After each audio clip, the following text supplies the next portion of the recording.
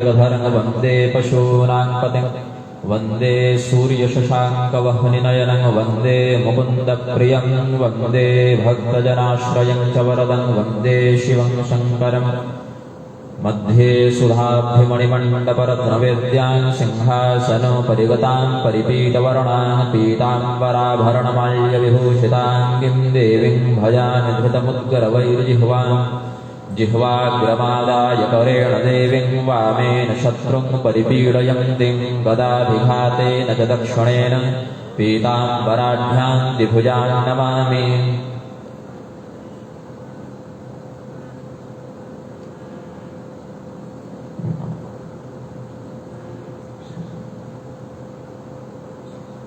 बाह्यन्तरकलामध्ये भाण्डब्रह्माण्डचारिणीं विश्वदां त्रिगुणातीतां वन्दे निग्रहकारिणीं धर्मसंरक्षणार्थाय धर्मसंहारहेतवे निग्रहाणां च धर्माज्ञा लोके लोके प्रवर्धतां। प्रेम से बोलिए आनंदकंद भगवान की जय। मंचासीन समस्त विद्वज्जनों को सादर नमन करते हुए जो प्रमुख उद्देश्य है इस धर्म सभा का, उसकी चर्चा प्रारंभ करते हैं। धर्म संपूर्ण विश्व के प्रत्येक जड़ चेतन के अंदर निहित है। धारित धर्म, जिसको हम धारण करें वह धर्म। यहाँ कोई जड़ तत्व है, कोई पत्थर है, कोई धातु है, कोई वृक्ष है, उसका भी एक गुण धर्म होता है। तो रसायन शास्त्र पढ़ते हैं तो सबसे पहले तो यह समझना चाहिए कि सनातन शास्त्रों में धर्म शब्द से जिस तत्व का लक्षण बताया गया है उसको रिलीजन या मजहब से परिलक्षित नहीं किया जा सकता। धर्म अलग है, रिलीजन अलग है, मजहब अलग है। जो सर्वधर्म समभाव अथवा धर्म निरपेक्षता इत्यादि शब्दों में धर्म का प्रयोग करते हैं, धर्म शब्द का, वे इस बात को भूल जाते हैं सर्वधर्म समभाव जब कहते हैं तो वहाँ जो धर्म है उसमें उन मतों को भी ले लेते हैं जिनकी या सिद्धांत स्पष्ट या धर्म के रूप से पहचाने जा सकते हैं। तो धर्म या धर्म में आचार्य स्पष्ट बताया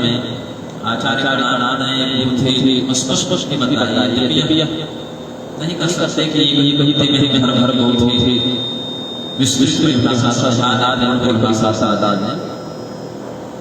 किंतु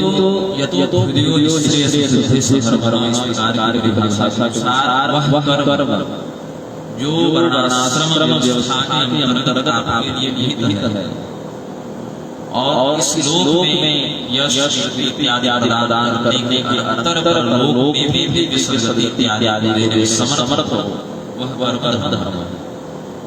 स्ववर्णाश्रमोचित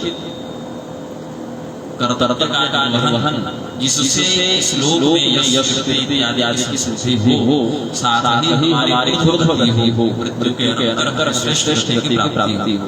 तो उस कर्तव्य को हम धर्म रखते हैं। आचार्य ने वैसे जो हमारे शरीर में साधन कर्तव्यभूत रूप से उत्पन्न हुआ और जिसका निर्वहन हमें इस शरीर के अंतिम श्वास तक करना है वह हमारे लिए धर्म है। उसमें जिस भी प्रकार का आपका सामाजिक या सांस्कृतिक स्तर हो, आप पुत्र हैं तो उसके लिए पुत्र धर्म शब्द आया, राजा है तो राजा के लिए राजधर्म शब्द आया, शिष्य है तो शिष्य धर्म शब्द आया। तो प्रत्येक व्यक्ति के लिए उसका जो निश्चित शास्त्रीय कर्तव्य है। अभी क्या है कि लोग चर्चा करते हैं अधिकारों, यह मेरा अधिकार है, हमें इस अधिकार से वंचित आप नहीं कर सकते, हमें इस बात का अधिकार मिलना चाहिए। ये अधिकार शब्द बहुत अधिक प्रयोग में आता है, लेकिन कर्तव्य पर बहुत कम चर्चा होती है कि हमारा कर्तव्य क्या है। क्योंकि प्रत्येक व्यक्ति का अधिकार तभी सुनिश्चित रह सकता है जब प्रत्येक व्यक्ति अपने कर्तव्य को भी संपूर्णता से निभाए। केवल अधिकार के लिए हम बात करेंगे, केवल अपने सुख का, अपने कल्याण का, अपने सौहार्द का चिंतन करेंगे तो कोई व्यक्ति सुखी नहीं रह सकता, क्योंकि सब अपने बारे में सोचेंगे। लेकिन यदि हम अपने कर्तव्य पर चिंतन करते हुए किसी अन्य के प्रति मेरा क्या शास्त्रीय कर्तव्य है, धर्म है, उसका यदि हम पालन करेंगे तो सामने वाला भी अपने कर्तव्य का चिंतन करेगा। तो मेरे कर्तव्य पालन में सामने वाले का हित और सामने वाले के कर्तव्य पालन से हमारा हित सिद्ध होने लगेगा।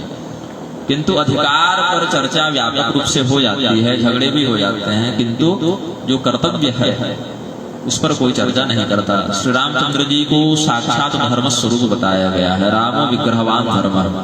उन्होंने यह नहीं कहा कि बड़े राजकुमार होने के नाते राज्य पर मेरा अधिकार है, इसीलिए मैं जंगल नहीं जाऊंगा, ये मेरे अधिकार का हनन हो रहा है, ऐसा उन्होंने नहीं कहा। अपितु कहा पुत्र होने के नाते मेरा यह कर्तव्य है कि मैं अपने पिता के निर्देश का अक्षरशः पालन करूं, इसीलिए वो भगवान है, इसीलिए वो मर्यादा पुरुषोत्तम उपाधि से युक्त हो सके। भरत जी ने नहीं कहा कि मेरे पिता ने मुझे ये वचन के आधार पर राज्य सौंप दिया है, बड़े भाई को वनवास और भरत को राज्य, यह वचन में है तो यह मेरा अधिकार है, ऐसा उन्होंने नहीं कहा। अपितु कहा यह मेरा कर्तव्य है कि हम यह राज्य श्री रामचंद्र जी को सौंपकर उनके सेवक के रूप में नियुक्त अपना कर्तव्य को करें। तो ये उन्होंने एक श्रेष्ठ उदाहरण प्रस्तुत किया कर्तव्य पालन का। तो जितने भी महापुरुष हुए हैं, चाहे भगवान के अवतार हों या भगवान के भक्त हों, उन सबों ने अपने जीवन में निजी अधिकारों को प्राधान्यता न देकर कर्तव्य को प्राधान्यता प्रदान की। हम जो भी क्रिया करते हैं वह क्रिया कर्म के रूप में परिणत होने से पूर्व हमारे दिमाग में वो चलती है, योजना पहले चलती है। कोई भी काम आप करें, इससे पूर्व की वह घटना घटित हो, उसकी पूरी योजना पहले मस्तिष्क बनाता है। मस्तिष्क का जो विभाग है वह 4 प्रकार के स्तर पर कार्य करता है। सबसे पहले मन में कोई विचार आता है, संकल्प और विकल्प, यह करें या ना करें। तो हमारी जो चेतना है, जो अंतःकरण के रूप में जब वह कार्य करती है हमारी चेतना, तो सबसे जो आधारभूत जो विषय है वह मन है। स्वामी जी ने लिखवाया है मनो एव मनुष्याणां कारणं बंधन मोक्ष, उसका हिंदी करवाया है मन ही बंधन और मोक्ष का कारण है। ये औपनिषदिक वाक्य है। तो मन ही बंधन और मोक्ष का कारण क्यों है? संकल्प और विकल्प वही करेगा, क्या करना है क्या नहीं करना है। इस विषय में जो उधेड़ गुण है, चयन करूं या ना करूं, ये जो चिंतन है यह मन करता है। परेण धामना समृत प्रबुद्धा मनस्तदा सात महाप्रभाव यदा संकल्प विकल्प कृत्या। जब संकल्प और विकल्प का कार्य करती है प्रकृति तो उसे मन कहते हैं। पुनर्यदा निश्चिते तदासा स्यात् बुद्धि संज्ञा। जब वही प्रकृति किसी एक निर्णय पर पहुंचती है तो उसे बुद्धि कहते हैं। जब संकल्प विकल्प उसने किया मस्तिष्क ने तो उसको मन कहता है। जब किसी एक निर्णय पर वह पहुंच गई तो उसे बुद्धि के नाम से जाना जाता है। अब ये बुद्धि जो है वह फंसाती है, क्योंकि इसने जो निर्णय लिया है वह उचित लिया है या अनुचित लिया है यह अभी निश्चय नहीं हो पाया। उसने कोई एक निर्णय लिया, एक शराबी शराब पीने का निर्णय लेता है, वह भी बुद्धि से ही ले रहा है। कोई व्यक्ति यज्ञ करने का निर्णय लेता है, वह भी बुद्धि से ही ले रहा है। कोई व्यक्ति धर्मानुकूल निर्णय लेता है, कोई धर्म विरुद्ध निर्णय लेता है, लेकिन निर्णय जो है वह बुद्धि ही लेती है। इसीलिए कभी सुबुद्धि और कभी दुर्बुद्धि, दोनों बुद्धि के प्रभेद हैं, ऐसा समझना चाहिए। कर्तव्या कर्तव्य विवेकस्य विभाजिका बुद्धिया नाम पट्टा शास्ति अस्मिन् सैव पंडितः। क्या उचित है और क्या अनुचित है, क्या करने योग्य है क्या नहीं करने योग्य है, इसके मध्य जो विवेक है उसको पंडा कहते हैं। यह विवेक पंडा संज्ञिका बुद्धि जिसमें उसको पंडित कहते हैं। पंडित जातिवाचक है, गुणवाचक शब्द है। उचित और अनुचित का धर्मानुकूल विवेक जो व्यक्ति धारण करे उसे पंडित कहा जाता है।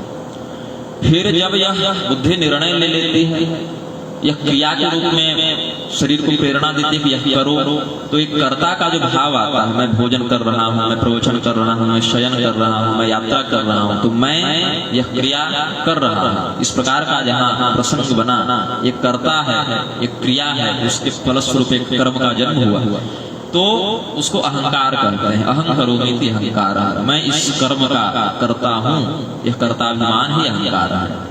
और ये संपूर्ण घटनाएं जिस स्थान पर सुरक्षित होती हैं, जो स्मृति जो बनती है कि हमने यह किया, आप यह धर्मोपदेश सुनकर घर जाएंगे तो चिंतन करेंगे कि हमने यह किया, उसे चित्त कहते हैं। वह संपूर्ण शुभाशुभ घटनाओं का साक्षी होता है। तो यह बुद्धि जो है वह निर्णय लेने का कार्य करती है, और इसमें यदि धर्म का विवेक न हो तो यह व्यक्ति को नीचे भी गिरा देती है, विवेक हो तो ऊपर भी उठा देती है। भगवान श्री कृष्ण ने उपदिष्ट किया, प्रवृत्तिं च निवृत्तिं च कार्याकार्ये भयाभये बंधं मोक्षं च या व्यक्ति बुद्धि सा पार्थ सात्विकी। बुद्धि के कई स्तर होते हैं। इस पूरे सृष्टि में कोई भी तत्व है उसके 3 प्रभेद होते ही हैं, एक उत्तम, एक मध्यम, एक अधम। कोई भी वस्तु है, जड़ हो या चेतन हो, कोई भी हो, तो वह 3 प्रकार के स्तर पर विभाजित होता है, श्रेष्ठ, सामान्य और निम्न। तो जो सर्वश्रेष्ठ प्रकार की बुद्धि है उसको सात्विक बुद्धि कहते हैं। उसका लक्षण क्या है? उसमें कहते हैं प्रवृत्तिं च निवृत्तिं च, कौन सा कार्य हमें संसार में फंसाएगा और कौन सा कार्य हमें संसार से मुक्त करेगा। कार्य, कौन सा कर्म हमें करना चाहिए और कौन सा कर्म हमारे लिए निषिद्ध है। भया भय, कौन सा कर्म करने से हमें परिणाम स्वरूप भय की प्राप्ति होगी, कौन सा कर्म हमें निर्भय करेगा। इस प्रकार का जो विचक्षण करने की क्षमता रखती है, ऐसी बुद्धि को सात्विक कहते हैं। इसके बाद जो मध्यम स्तर की बुद्धि है, लगभग अधिकांश लोग उसी प्रकार की बुद्धि से युक्त होते हैं। ये तो सामान्य से श्रेष्ठ जनों की बुद्धि हो गई। जो सामान्य जन है उनकी बुद्धि का लक्षण है यया धर्मम अधर्मं च कार्यं चाकार्यमेव च अयथावत् प्रजानाति बुद्धि सा पार्थ राजसी। क्या करना है और क्या नहीं करना है, क्या उचित है और क्या अनुचित है, इसके मध्य जिसकी बुद्धि फंस जाए, भ्रमित हो जाए, वैसी बुद्धि मध्यम स्तर की समझी जानी चाहिए। अयथावत् प्रजानाति, यथावत ज्ञान जिसको नहीं है, अयथावत समझती है, उसको भ्रम हो जाता है कि यह उचित है या अनुचित है। तो भ्रमित स्थिति में जो बुद्धि है उसको सामान्य स्तर की बुद्धि कहते हैं। और जो निम्न स्तर की बुद्धि है, अधर्मं धर्ममित्या मन्यते तमसा भूता सर्वार्थान् विपरीतांश्च बुद्धि सा पार्थ तामसी। भगवान ने अर्जुन को बताया कि जो सबसे अधम बुद्धि है, निम्न स्तरीय बुद्धि है, उसका लक्षण है जो अनुचित है उसी को सही मान लेना, और जो सही है उसी का विरोध करना। तो सर्वार्थान विपरीतांश्च, धर्म ने जिस प्रकार का उपदेश किया, धर्म ने जिस प्रकार का मार्ग दिखाया, उसको न मानते हुए, उसके प्रति अश्रद्धा व्यक्त करते हुए, सब कुछ विपरीत दिशा की ओर समझकर धर्म का विरुद्ध चिंतन करते हुए धर्म के विरुद्ध आचरण करना ही तीसरे प्रकार की अर्थात निम्न स्तरीय बुद्धि है। तो कलियुग के प्रभाव से जो लोगों की श्रेष्ठ बुद्धि है वह तो लुप्त होती जा रही है। जो सामान्य स्तर के लोग हैं उनकी बुद्धि भ्रमित है, और कलियुग चाहता है कि उसको और भी नीचे हम अधर्म की ओर मोड़ दें। तो धर्म का जो चिंतन है, धर्म का जो वह विवेक है, वह केवल बैठकर सोचने से नहीं मिलेगा, अपितु योग्य गुरु और योग्य ग्रंथ।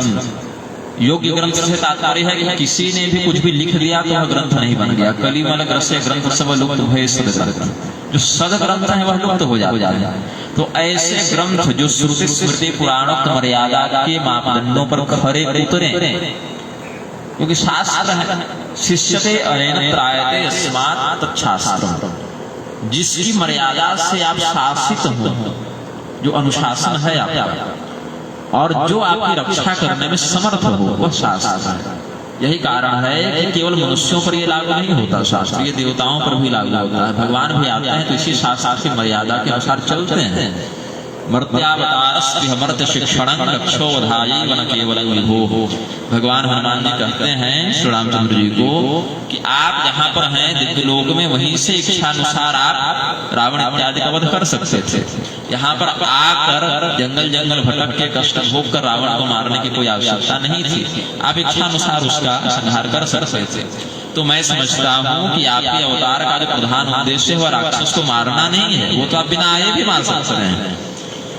आने का उद्देश्य क्या है? मर्त्यावतारस्ति मर्त्य शिक्षणं, जो मरण धर्मा मनुष्य हैं उनको शिक्षित करने के लिए अपने आचरण से उनको प्रेरित करके धर्म पथ में विनियोजित करने का उद्देश्य ही प्रधान है आपके अवतार में। तो भगवान भी जब कभी सगुण विग्रह धारण करके पृथ्वी पर आते हैं, तो उनके अवतार का जो प्रधान उद्देश्य है वह धर्म की मर्यादा पर चलकर व्यक्तियों को प्रेरित करना कि तुम भी इसी प्रकार से धर्म का आचरण करो। ये प्रधान कर्तव्य है। भगवान सर्वथा कर्म से परे हैं, किसी भी कार्य को करने के लिए बाध्य नहीं है, किसी भी कार्य के फल को भोगने के लिए बाध्य नहीं है, किंतु जब आते हैं तो शास्त्रानुकूल कर्म करते हैं, और यदि कभी किसी लीलावश उनको शास्त्र विरुद्ध कुछ करना पड़ गया तो उसका दंड भी भोगते हैं, स्वयं उसी प्रायश्चित विधान के अनुसार वो चलते भी हैं कि देखो हमने धर्म किया ठीक है, लेकिन किसी परिस्थितिवश हमसे यह कार्य करना हमको पड़ गया, तो शास्त्र ने इसका दंड बताया, इसका प्रायश्चित बताया। जैसे भगवान विष्णु ने देवताओं की रक्षा करने के उद्देश्य से भृगु जी की पत्नी का मस्तक काट दिया था, वो राक्षसों के पक्ष से अपने योग बल का दुरुपयोग कर रही थी, तो देवताओं की रक्षा करने के लिए उनको मस्तक काटना पड़ा, लेकिन फिर उन्होंने उस पाप का जो है सो प्रायश्चित भी किया, दंड भी भोगा।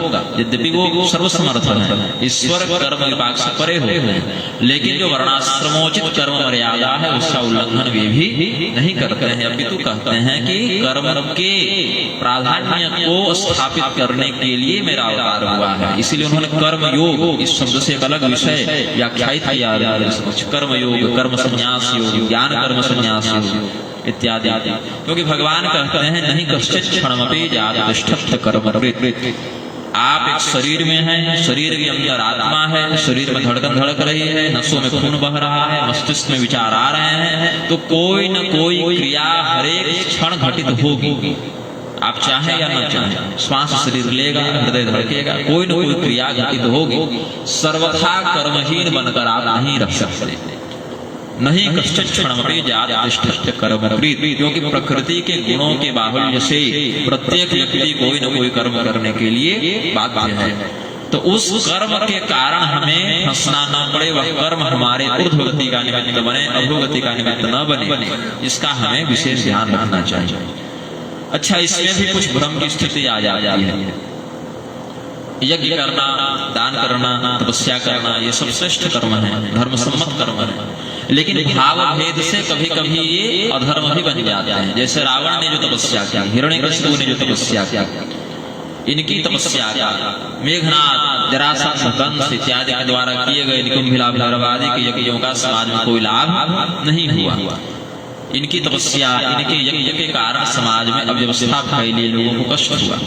तो ऐसा यज्ञ, ऐसा दान, ऐसी तपस्या जो समाज के शेषीभूत धर्म की हानि का निमित्त बने, वह भी अधर्म ही है। आपके द्वारा किया गया व्यक्तिगत धर्म जो बाकी समस्त जनों में स्थित धर्म की हानि कर दे, उसे भी धर्म नहीं समझना चाहिए, अपितु वह भी अधर्म ही है, वह धर्माभास है।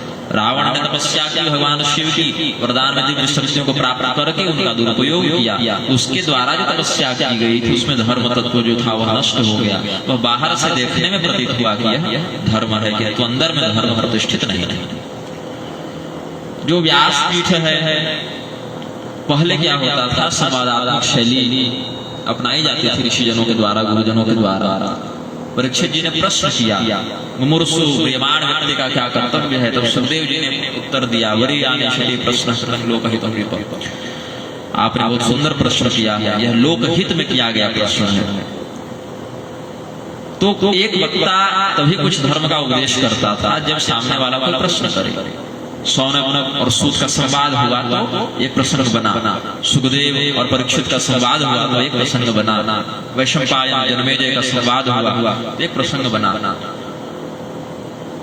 तो ऐसा नहीं है कि केवल ये दुर्गति आज हुई है, पहले भी जो आचार्य गण थे वो इस प्रकार की निराशा से ग्रस्त रहते थे कि लोग उनकी बात सुनते नहीं। भगवान वेदव्यास जी ने महाभारत लिखने के बाद अंत में अपना अनुभव लिखा, ऊर्ध्वबाहुश्चित में धर्मादर्थश्च कामश्च किमर्थं न सेव्यते। वेदव्यास जी ने उद्घोष किया है कि मैं दोनों भुजाएं ऊपर उठाकर यह कहता हूं कि धर्म का पालन करो, किंतु न च कश्चित् शृणोति में कोई मेरी बात नहीं सुनता। ये वेदव्यास जी का अनुभव रहा है कि वेदव्यास साक्षात भगवान नारायण की ज्ञाना बता रहे हैं, सर्वज्ञ कल्प हैं। उन्होंने भी जब धर्म का उपदेश किया तो लोगों ने उसको ढंग से सुना नहीं। कुछ ही व्यक्ति ज्ञान को धारण कर पाते हैं। ज्ञान यदि कोई गुरु बता भी दे किसी को तो सभी उसको धारण कर लें, यह बात संभव नहीं है। तद्विद्धि प्रणिपातेन परिप्रश्नेन सेवया उपदेक्षं ते ज्ञानं ज्ञानस्तत्त्वदर्शिनः। ज्ञान प्राप्त करने की विधि है प्रणिपातेन, पहले तो आचार्य के प्रति शरणागति का भाव होना चाहिए, परिप्रश्नेन फिर उचित शैली से प्रश्न करने का बोध होना चाहिए, फिर सेवया अपने ज्ञान के, अपने बल के, अपने धन के, अपने रूप के, अपने सामाजिक स्थिति के, अहंकार का परित्याग करके सेवा के भाव से व्यक्ति को युक्त होना चाहिए। तो शरणागति, उचित शैली में प्रश्न करने की कला और सेवा का भाव, ये सब जब तक नहीं रहेंगे तब तक कोई ज्ञान बता भी दे तो आप उस ज्ञान को धारण करने में समर्थ नहीं हो सकेंगे। यही कारण है एक ही गुरु के कई शिष्य होते हैं और गुरु एक ही भाव से सबको पढ़ा भी देते हैं, किंतु गुरु के माध्यम से उस ज्ञान को धारण करने वाले शिष्य अपनी अपनी योग्यता के आधार पर उसको ग्रहण करते हैं। समुद्र में अनंत जल है, जितना बड़ा पात्र लेकर जो जाता है वह उतना जल उससे लेकर आ जाता है। तो कई बार योग्य गुरु का होना भी आवश्यक नहीं, योग्य शिष्य का होना भी आवश्यक है। यदि शिष्य योग्य है तो अल्पकाल में भी गुरु से गूढ़ ज्ञान प्राप्त कर सकता है, और शिष्य में यदि सेवा का, प्रपन्नता का कौशल नहीं है तो दीर्घ काल तक गुरु की सेवा करने के बाद भी कुछ विशिष्ट उपलब्धि वह प्राप्त नहीं कर सकता। तो व्यासपीठ का जो कर्तव्य प्रधान है, ऐसा नहीं है कि ये गुरु शिष्य की परंपरा कल परसों की है। वेद मध्यापयद्विधिम, भगवान नारायण ने ब्रह्मदेव को वेद का ज्ञान दिया, ये वहां से परंपरा है। यो ब्रह्मांडं विदधाति पूर्वम, सबसे पहले उन्होंने ब्रह्मदेव को बताया। भगवती ने जब धर्म का ज्ञान दिया भगवान को तो आधे श्लोक में दिया, सर्वं खल्विदमेवाहं नान्यदस्ति सनातनः। भगवान नारायण ने ब्रह्मदेव को बताया तो 4 श्लोक में ब्रह्मदेव समझ पाए, उनको आधे श्लोक में समझ में बात नहीं आई। भगवान नारायण आधे श्लोक में समझ गए, ब्रह्मदेव को जब समझाने लगे तो 4 श्लोक अहमेवास्म्यवाग्रे इत्यादि अन्वयव्यतिरेकाभ्यामस्यात् सर्वदा, वही 4 श्लोक जब वेदव्यास जी अपने शिष्यों को पढ़ाने लगे तो 18,000 कर दिए। वही 18,000 श्लोक जब श्रीधराचार्य जी, वंशीधराचार्य जी इत्यादि वल्लभाचार्य जी ने बताना शुरू किया तो लाखों श्लोकों में उसकी टीका और भाष्य कर दी। और आज के वक्ता प्रवक्ता अपनी बुद्धि के अनुसार कुछ घटाते हैं कुछ बढ़ाते हैं। तो ज्ञान वही है, बताने की शैली, धारण करने वाले की क्षमता, इसके आधार पर शैली में भेद हो जाता है, ज्ञान में भेद नहीं होता। तो ध्यान बस इतना रखना चाहिए कि यह व्यासपीठ व्यथा का, जैसा उन्होंने बताया, कथा लोग नहीं कहते व्यथा कहते हैं, तो ये व्यथा का नहीं है, ये प्रवचन का नहीं, प्रवाचन का स्थान है। और व्यासपीठ पर आजकल तो कोई भी आरूढ़ हो जा रहा है, एक चौकी लगा ली, आसमाइक लगा ली, हो गया व्यासपीठ, सामान्य परिभाषा ही कर दी है। लेकिन ऐसा नहीं, अधीति बोधाचरण प्रचाराएं हैं। पहले धर्म सम्मत, शास्त्र सम्मत परंपरा का आश्रय लेकर अधीति मतलब पढ़ो। आचार्य गणों के लिए भी निर्देश है, आप धर्म का उपदेश कब करें? पहले तो योग्य शास्त्र सम्मत परंपरा का आश्रय लेकर धर्म शास्त्रों का विधिवत अध्ययन हो, फिर उस पर पर्याप्त चिंतन हो। पढ़ने के बाद एक अक्षर पढ़े, एक पंक्ति पढ़े, उस पर पर्याप्त चिंतन हो। तो अधीति के बाद बोध केवल पढ़ लेने से, पन्ना पलट लेने से, डिग्री दिखा देने से नहीं, अपितु उस विषय पर उनकी निष्णातता सिद्ध हो। उसके बाद आचरण, अधीति बोधाचरण प्रचारण। फिर हमने जिस धर्म को पढ़ा उसको जैसा समझा वो हमने सही समझा कि गलत समझा, ये पहले आचरण में उसको लाकर देख लिया। जब धर्म को शास्त्रों के माध्यम से पढ़ लिया, पर्याप्त चिंतन करके समझ लिया, आचरण में लाकर उसको निष्ठापूर्वक निभा लिया, तब प्रचार आएगा। उसके बाद आप किसी अन्य व्यक्ति को वह ज्ञान बताने के लिए। लेकिन अब दुर्भाग्य से क्या हो रहा है, इधर उधर की कहानी जानकर, टीवी सीरियल इत्यादि देखकर, थोड़ी बहुत कुछ भजन भाव की तैयारी करके और सीधे बताने लगे। उसका न बोध हुआ, न अध्ययन हुआ, न बोध हुआ, न आचरण हुआ, सीधे प्रचार होने लगा। तो अध्ययन रहित, बोध रहित, आचरण रहित ज्ञान जो है वह सीधे प्रचार करने लग जाए तो वह प्रभावहीन होता है। अभी मैं इतनी मोटी मोटी किताब परमाणु बम बनाने की पढ़ क्या सरकार हमको नियुक्त कर देगी? नहीं, बस समझे कि कितना बोध है, कितना इसका अभ्यास है, एक्सपीरियंस भी मांगती है सरकार, कितने वर्षों का आपका कार्य का अनुभव हो, तो धर्म भी मांगता है। और धर्म तो एक जन्म का नहीं, अनेक जन्मों का मांगता है, क्योंकि प्रत्येक जन्म में व्यक्ति जो ज्ञान सीखता है वह अगले जन्म तक साथ में जाता है। तो जो जितने लंबे समय से साधनाएं करते आ रहा है, जितना पुराना उसका शास्त्र धैर्य है, शास्त्र निष्ठा उसकी जितनी पुरानी है, वह उतने अल्पकाल में उतना जो है श्रेष्ठ ज्ञान प्राप्त कर सकता है। केवल पढ़ने पढ़ने से, गुरुकुल में जाने से भी ज्ञान मिले, ऐसी बात नहीं समझनी चाहिए। ज्ञान जो है, जो तत्वबोध है, वह किसी एक ही जन्म से व्यक्ति अर्जित कर ले, संभव नहीं है। अभी तो यह अनेकानेक जन्मों की श्रृंखला है। भगवान कहते हैं श्रीनान श्रीमदान के ही योग भ्रष्ट भी जाए। कोई व्यक्ति इस जन्म में धर्म का आचरण करता हुआ आगे बढ़ा, किंतु काल कवलित होने से उसका शरीर नष्ट हो गया, वहां तक नहीं पहुंच पाया, तो अगले जन्म में श्रेष्ठ कुलीन संस्कारित धर्म में उसका जन्म होता है, धर्माचरण से युक्त उसको परिवेश मिलता है, वहां से आगे फिर उसकी यात्रा बढ़ती है। फिर